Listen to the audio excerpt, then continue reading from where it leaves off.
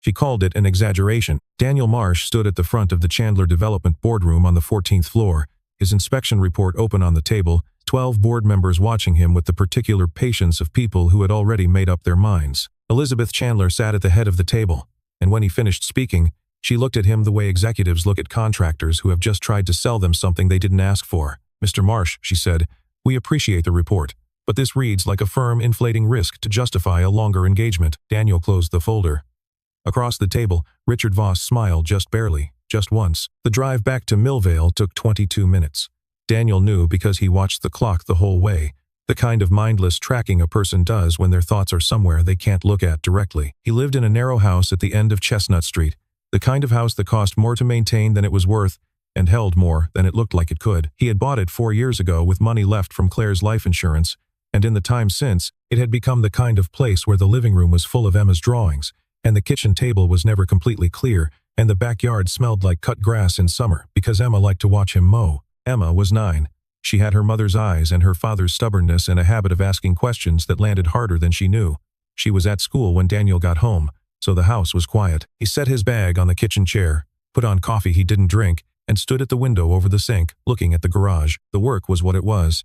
Independent structural inspector, license renewed every 2 years, clientele built mostly through referrals from smaller contractors who needed someone thorough and affordable. He made enough, not comfortably, but enough school supplies, groceries, the occasional field trip fee paid on time if not early.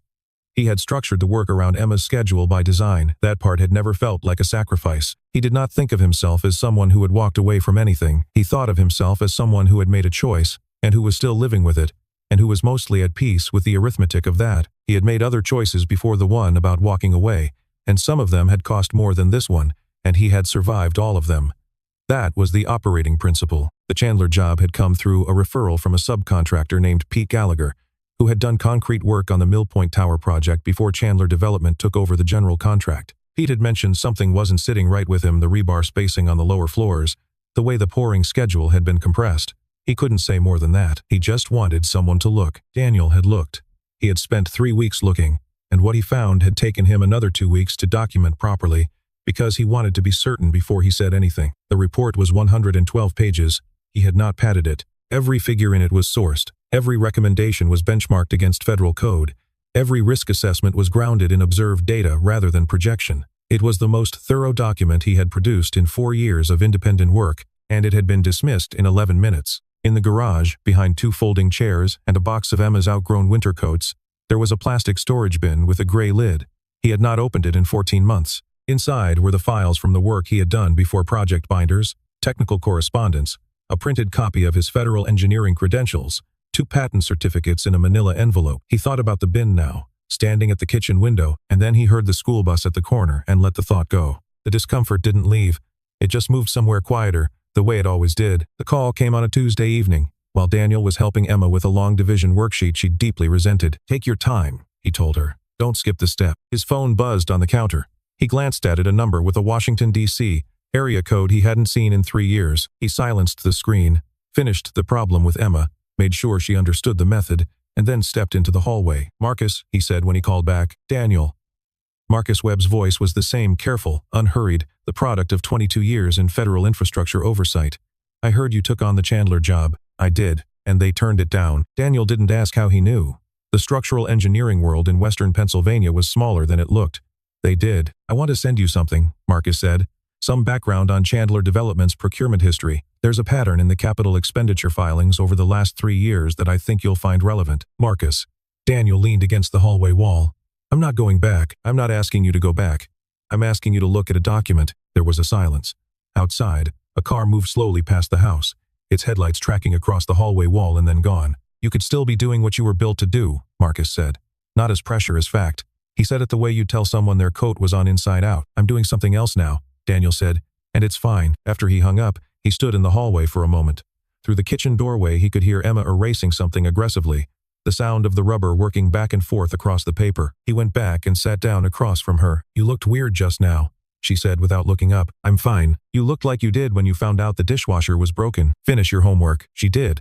He watched her work, and when she got the next problem right without help, he didn't say anything, just moved the scratch paper aside so she had more room. The window over the sink was dark by then, and the garage was just a shape in the backyard, and the plastic bin with the gray lid was something he was not thinking about, but he kept the data from the Chandler inspection.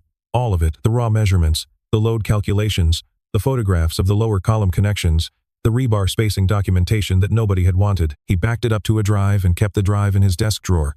Not because he had a plan, but because throwing it away had never felt like an option. He was not angry at Elizabeth Chandler. He told himself this carefully, the way you check a structure for load methodically, without assumption. He went through it. She had made a decision based on the information she chose to trust. She had looked at his report, and looked at the man who had written it, and decided Voss was more credible. That was her call to make. Executives made those calls every day, and most of the time they were fine, and this time she had been wrong, and she did not yet know it. What kept him awake was simpler than anger. It was the fact that the building was still standing, and that people were still walking into it every morning, and that what he knew and what they didn't know was a gap, that the building itself would eventually close. Physics did not negotiate. It did not accept revised audit summaries or defer to board decisions. It simply kept applying force until something gave. He knew what happened when something gave.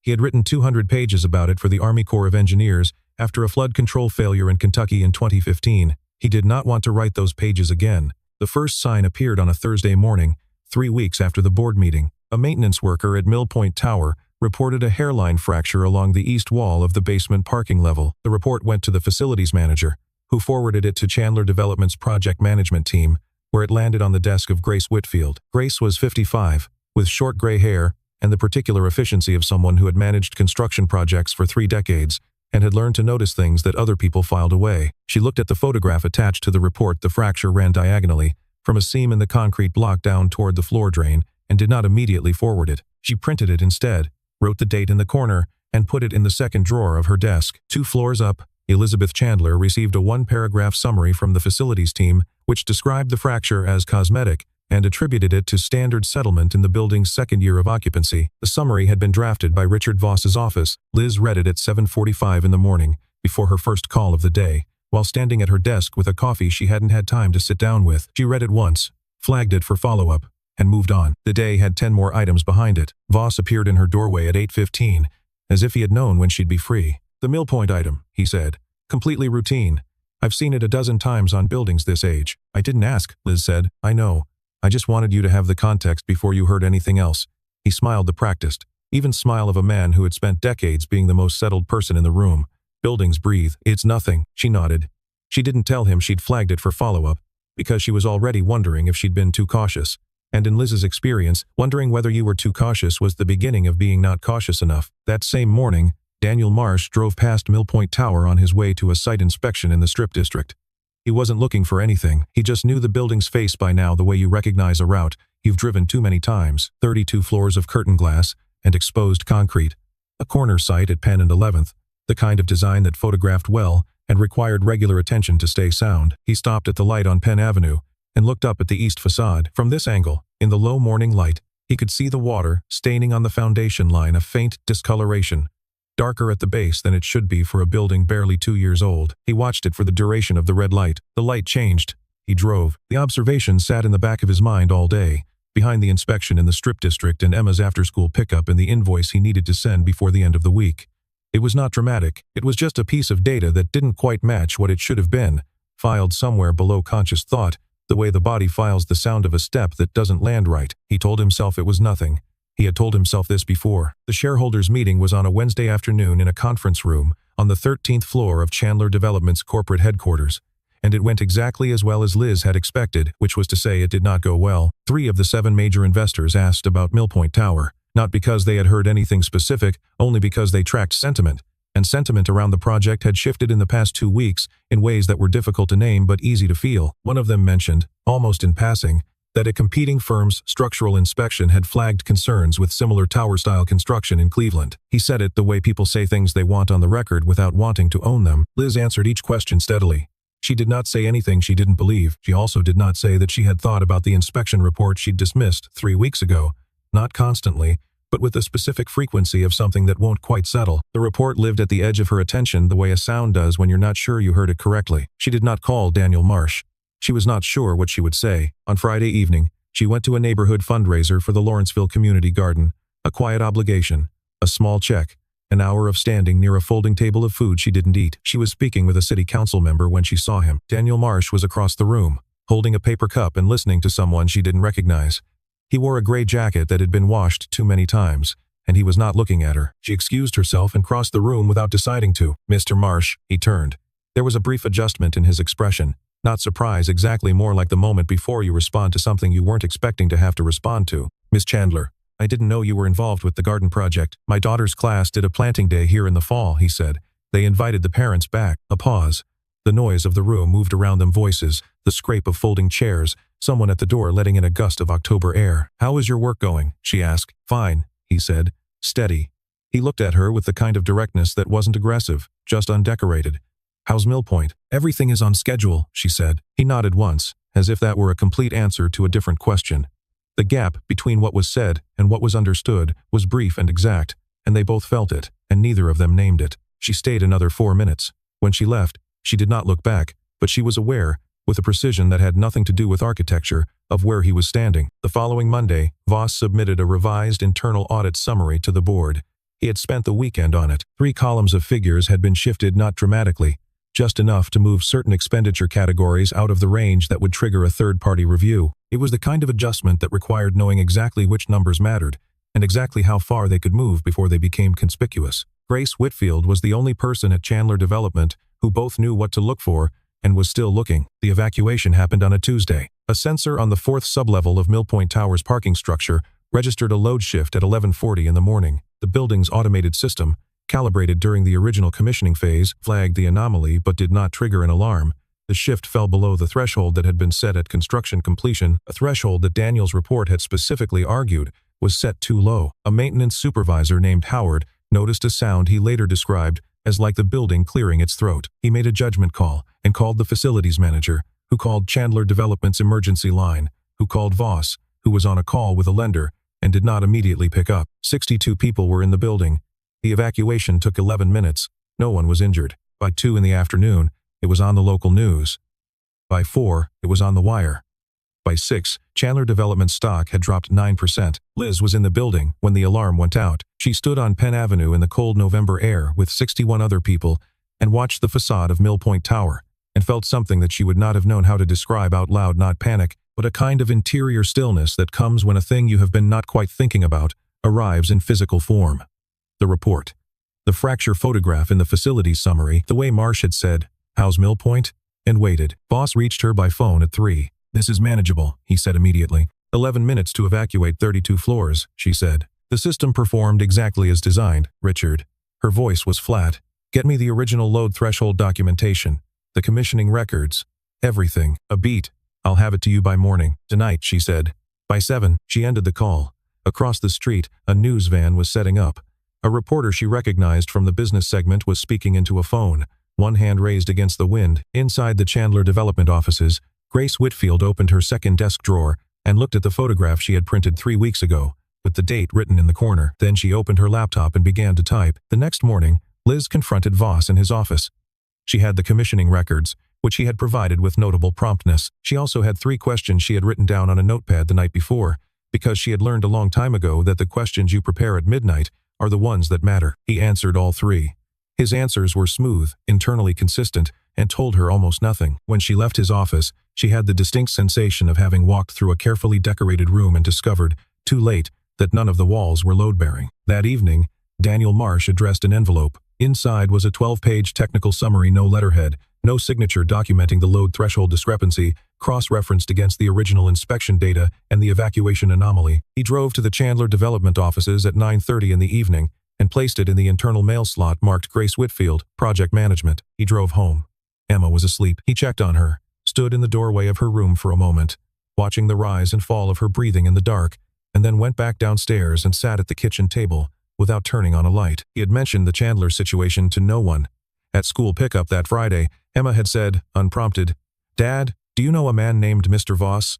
"Kayla's dad knows him. He comes to their house sometimes," Daniel had said. "Why?" Kayla said her dad does work for his company, and he always brings stuff over. Emma had shrugged with the thoroughness of a 9-year-old who had reported the information and now considered it handled. "Is he nice?" Daniel had said he didn't know him well. He had thought about it for the rest of the drive home, and he was still thinking about it now, at the kitchen table in the dark, because the thing about small pieces of information is that they are only small until they aren't. Grace Whitfield arrived at Elizabeth Chandler's office at 7:45 on a Thursday morning, before anyone else was in.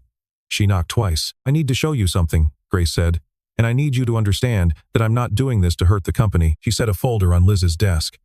Inside were 3 years of internal capital expenditure reports, annotated in Grace's precise handwriting. Alongside them was a set of original procurement invoices, the actual invoices, not the summaries that had gone to the board, and a spreadsheet Grace had built over 4 weeks, reconciling the two sets of numbers. The discrepancy was not large in any single line.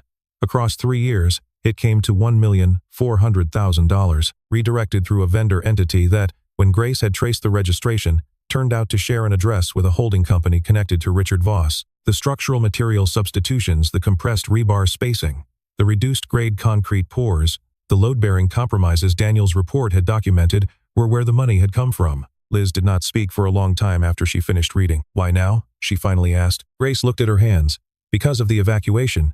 Because I watched 62 people walk out of that building and thought about what it would have meant if Howard hadn't been paying attention."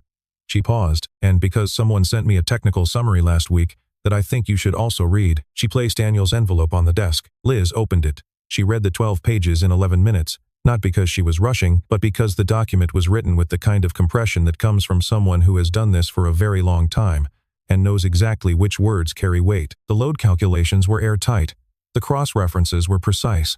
The conclusions were measured and devastating and identical to what had been in the report she'd dismissed 11 weeks earlier. She thought about the board meeting, the folder he'd closed without argument, the way he hadn't looked at Voss when he left the room, and the way Voss had smiled, and how she had read both of those things and chosen not to read them correctly. That evening, she drove to Millvale. The house on Chestnut Street had lights on in the kitchen and a bicycle on the front porch. She rang the bell. Daniel opened the door in a flannel shirt and reading glasses he immediately removed. He looked at her the way she had looked at the evacuation report, with no expression available for the occasion. "Miss Chandler." "Liz," she said.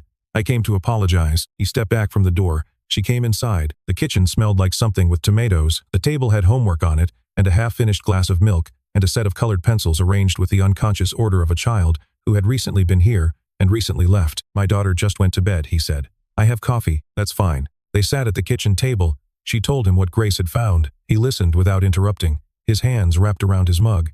His face, the face of someone receiving information they had partly expected and had not wanted to be right about. "I dismissed your report," she said. "Publicly. In front of 12 people. You were given bad information," he said. "I didn't push back on it." He didn't argue the point. From the hallway came the sound of small feet on hardwood. Emma appeared in the kitchen doorway in pajamas, evaluating Liz with the frank assessment of a child who has decided to trust her instincts. "Hi," she said. "Hi," Liz said. "Are you my dad's friend?" Daniel said. "Emma." "She can answer," Emma said reasonably. "I think we're getting there," Liz said. Emma appeared satisfied with this. She asked if she could have water. Daniel got up and got it for her. He walked her back to her room, and Liz sat at the kitchen table and listened to the sounds of that, his voice low, Emma's brief protest at having to go back to bed, the door clicking shut. He came back and sat down. They didn't say anything for a moment. Through the kitchen window, the backyard was dark, and somewhere in the neighborhood a dog was barking twice, and then stopping. "I need your help," she said. "I know," he said. They worked at the kitchen table for 3 evenings in a row. Liz brought her laptop and Grace's files. Daniel pulled the original inspection data from his desk drawer, the drive he had kept because throwing it away had never felt like an option, and began building a timeline. He worked the way he always worked, methodically and without commentary, and Liz matched his pace rather than asking him to slow down. She had the instinct of someone accustomed to managing complex projects, and she applied it here without ceremony, sorting documents, flagging discrepancies, asking precise questions when she needed answers. On the second evening, she looked up from a procurement record and said, "How do you know load threshold documentation this precisely? You've been doing independent inspections for what, 4 years?" He was quiet for a moment. The lamp on the table was the only light on in the house. "Before that," he said carefully, "I did infrastructure work for the Army Corps of Engineers. Federal projects, critical infrastructure, bridges, flood control systems, levee assessments, things that fail in ways that make the national news." She looked at him steadily. "I left after my wife died," he said. "Emma was 5. I needed work I could schedule around a kindergartner, work where I could be at pickup and home by 6. Liz looked back at the document in front of her. She did not say anything for a moment, which was the right thing to do. "The patents on load distribution methodology co-inventor, listed in the 2019 Federal Infrastructure Report," she said eventually. "That's you." He didn't answer, but he didn't have to. On the third evening, Daniel's phone rang. He looked at the screen and set it face down on the table. 5 minutes later, Liz's phone rang. "Voss," she said, looking at the screen. "He knows," Daniel said. Liz picked up the call. She kept her voice level through 4 minutes of Richard Voss explaining, with great precision and no apparent urgency, that the board had concerns about Grace Whitfield's documentation practices, that certain members of the investor group had expressed discomfort with recent informal communications, and that it might be appropriate for Liz to step back from direct management of the Millpoint situation, pending a formal internal review. She let him finish. "Good night, Richard," she said, and hung up. She set her phone on the table. Daniel was looking at her. "He's going to move tomorrow," she said. "Then we work tonight," he said. They did. By 2 in the morning the timeline was complete, 16 pages. Every material substitution matched to a procurement record. Every procurement record matched to a Voss-connected vendor invoice. The load threshold manipulation, documented alongside the original inspection findings. It was the kind of document that did not leave room for interpretation. The question was, what came next? And they both sat with it for a moment in the kitchen, while the dog down the street made up its mind about something in the dark. "I need to protect Grace," Liz said. "That means moving first," Daniel said. "Yes. Are you ready to do that?" She looked at him across the table, the lamp between them. His hands flat on the file, his reading glasses on the stack of papers beside the drive. "I don't have a choice," she said.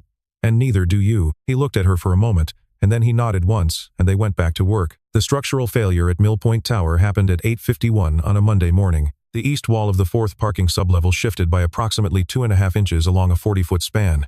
It was not a collapse. It was the kind of failure that engineers call a precursor event, the building telling you, in the language of physics, that it had been asked to do something it was not designed to do, and had been doing it for long enough that it was finished pretending otherwise. No one was in the parking structure when it happened. That was not luck. 3 days earlier, Daniel had submitted a confidential technical brief to the City of Pittsburgh's Department of Permits, Licenses, and Inspections, detailing the load threshold documentation and requesting an emergency structural review of the lowest 2 sublevels. He had attached a copy of the full 16-page timeline. He had listed his credentials in full for the first time in 4 years: Army Corps of Engineers, 14 years, Critical Infrastructure Division, Federal Patents, the works. The city had responded by quietly posting inspectors to the building's lower levels during off hours, and by issuing an internal advisory to the facilities management team. Howard, the maintenance supervisor who had already decided to pay attention, had made sure the parking structure was cleared well before the Monday morning rush began. The police were outside within 7 minutes. The city engineers arrived within 20. By 9:30, Millpoint Tower's structural engineering file had been formally flagged for emergency review by the Bureau of Building Inspection, and 2 inspectors were already photographing the shifted wall section in the parking sublevel. The stock dropped 14% before 11 o'clock. Trading in Chandler Development shares was briefly halted at 10:45. As the news spread beyond Pittsburgh's local outlets to the national wire services, the board called an emergency meeting for 2 in the afternoon. 12 people in a room, the same number as the first meeting, though the air was entirely different now. Voss arrived early and took his seat at the side of the table and spent the opening minutes constructing his account: a facilities management failure, a calibration error in the automated systems, a breakdown in oversight protocols under Elizabeth Chandler's direction. He was building toward a third version of this when the door opened. Daniel Marsh walked in. He had his credentials folder in one hand and the 16-page timeline in the other, and he looked exactly like a man who had spent 20 years building things that had to stand up. He set the timeline on the table. "My name is Daniel Marsh," he said. "I hold a professional engineering license in structural engineering, 2 federal patents in load distribution methodology, and prior to my independent practice, I served as lead structural engineer for the Army Corps of Engineers Critical Infrastructure Division for 14 years.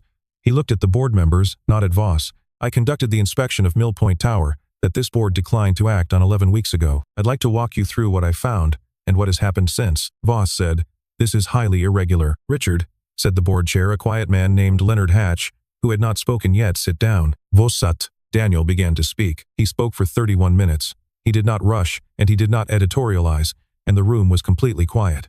When he finished, Leonard Hatch asked 3 questions. The 2 board members with engineering backgrounds asked 4 more. Daniel answered each one with the specificity of someone who had not needed to review the material before walking into the room. Voss said nothing after the first 3 minutes. He had understood, somewhere around page 8 of the timeline, where things were going, and he had made the calculation that the most useful thing he could do was stop talking. At 4:15, the board voted to suspend Richard Voss from his duties pending a full internal review. By 5 o'clock, based on the evidence package that Daniel had already submitted to the city, the Pittsburgh District Attorney's Office had opened a preliminary investigation into construction fraud and falsification of safety records. The DA's office moved quickly because Daniel's documentation was organized the way a federal engineer organizes documentation, which is to say, as if it were going to be read by people who were looking for reasons to question it, and finding none. Voss left the building through a side entrance with his jacket over one arm and his phone pressed to his ear.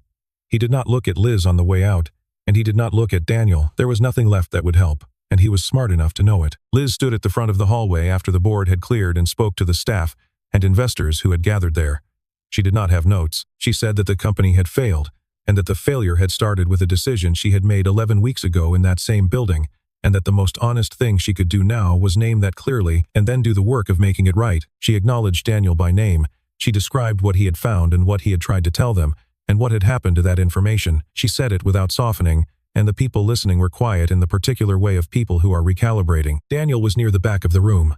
He watched her and felt something shift, not dramatically, just the way a room changes when a window is finally opened. After the hallway cleared, she crossed to where he stood. She looked like someone who had just set down something she'd been carrying a long distance. "Thank you," she said. He looked at her. He didn't say "you're welcome," because that wasn't quite right, and she understood that from the way he didn't say it. "Emma said to tell you she hopes your day went okay," he said. Liz laughed, a real one, short and surprised.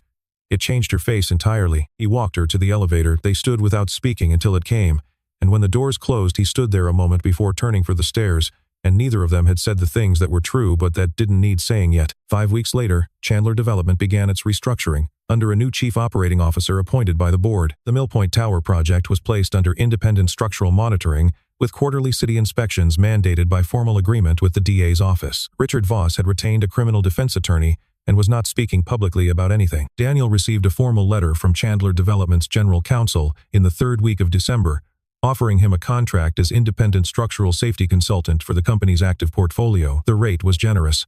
The terms were clearly defined. The engagement was limited to his specialty and respectful of his schedule.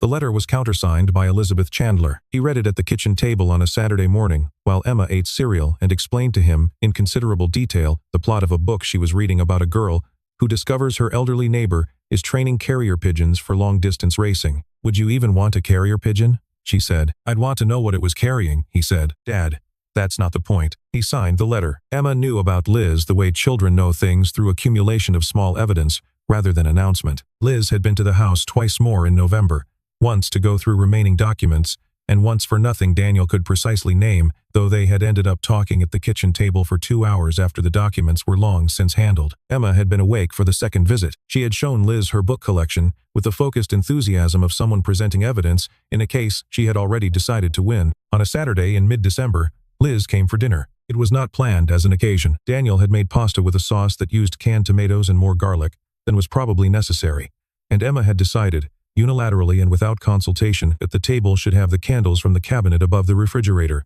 He had not argued. There were battles worth having, and this was not one of them. Dinner was easy in the way of things that have been built slowly and without pressure. Emma asked Liz about her job with genuine curiosity, and Liz answered seriously. She described what a CEO actually does on a Tuesday afternoon, which was not what Emma had imagined, and Emma found the reality more interesting than the version she'd constructed. Daniel watched them talk.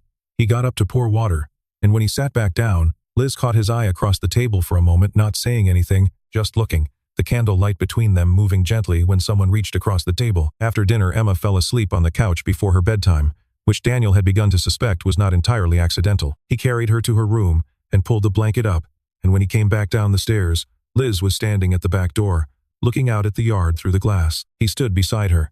The yard was dark, the grass silver gray in the December cold, the garage a solid shape at the far end against the sky. The plastic bin with the gray lid was still in there, still behind the folding chairs. He'd opened it once since November, just to look. It had seemed, for the first time in 4 years, like something that belonged to a continuous life rather than a different one. "She's going to make a good case for the pigeon," Liz said. "She's going to win," he said. A quiet settled between them. That was comfortable, the way quiet gets when it has been earned. The back porch light threw a rectangle of yellow across the frost on the grass, and somewhere a few blocks over a car passed without hurrying, and the neighborhood was the particular kind of still it gets in December, when the year is almost over, and there is nothing left to decide tonight. He looked at her. She was already looking at him. Neither of them had been looking,